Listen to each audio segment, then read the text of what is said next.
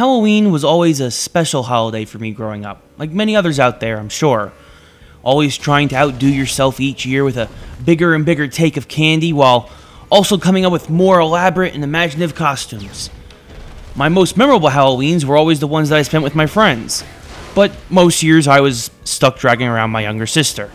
Hey there everyone, this is Ray Carcillo with Classic Game Room, and today we're looking at Costume Quest for the Xbox Live Arcade from Tim Schafer's Double Fine Productions and THQ.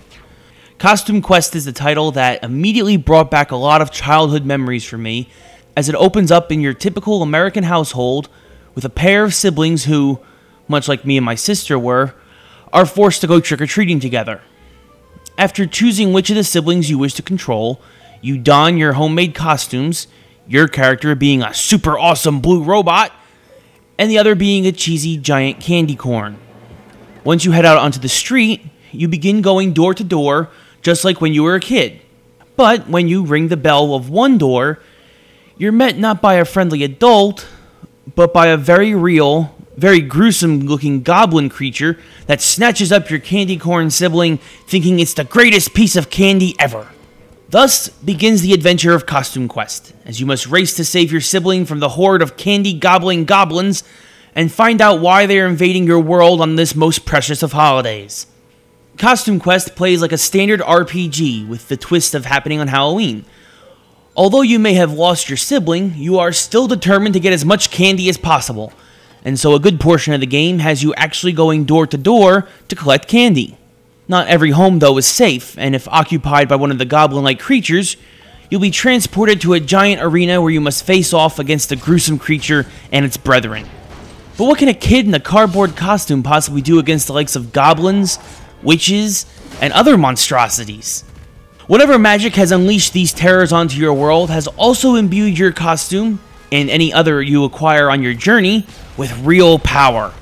So, when transported to the battle arena for some classic turn-based RPG fun, your costume becomes real.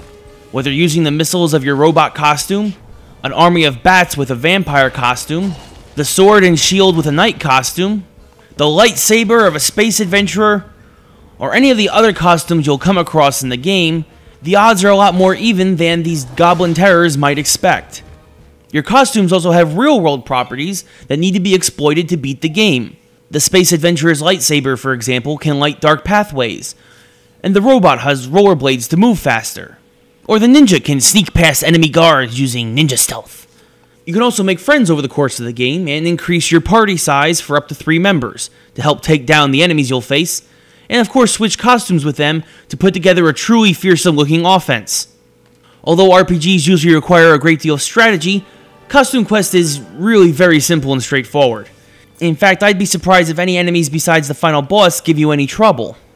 You have 1 basic attack per costume, 1 special attack that takes 3 turns to build up, and 1 stun attack that is optional, since those attacks can only be acquired via a hold item. And since each character can only hold 1 item at a time, most of the time, the stun attack isn't really necessary. You'll be much better served holding something that increases attack, defense, or hit points. Who needs to throw rotten eggs anyway when I have rocket fists? Like most standard RPGs, you can activate critical hits by timing your moves correctly.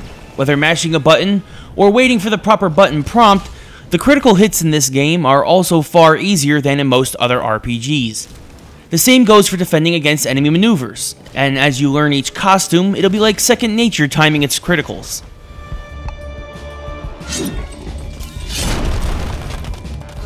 The graphics for Costume Quest are solid and have a cute, cartoony look to them to help go with the strong kids-oriented theme of the game. There's no voice acting to speak of, but the music and sound effects help to reinforce the cute kiddie feel. With a lot of side quests and costumes to collect, you would think there's some replay value to Costume Quest, considering you can go back and replay any of the 3 levels once you gain access to them, but anyone with any RPG experience will likely be able to complete all the quests on your first playthrough. Because of this, and with the very repetitive gameplay of Costume Quest, you're probably in for a 6 to 8 hour experience overall. In fact, a truly rare feat, I was actually able to acquire every single achievement in Costume Quest on a single playthrough, no problems whatsoever. Clearly, Costume Quest is a game geared more for younger players, But if you loved getting dressed up for Halloween growing up and are a fan of classic turnstile RPGs, then you may find some enjoyment out of this.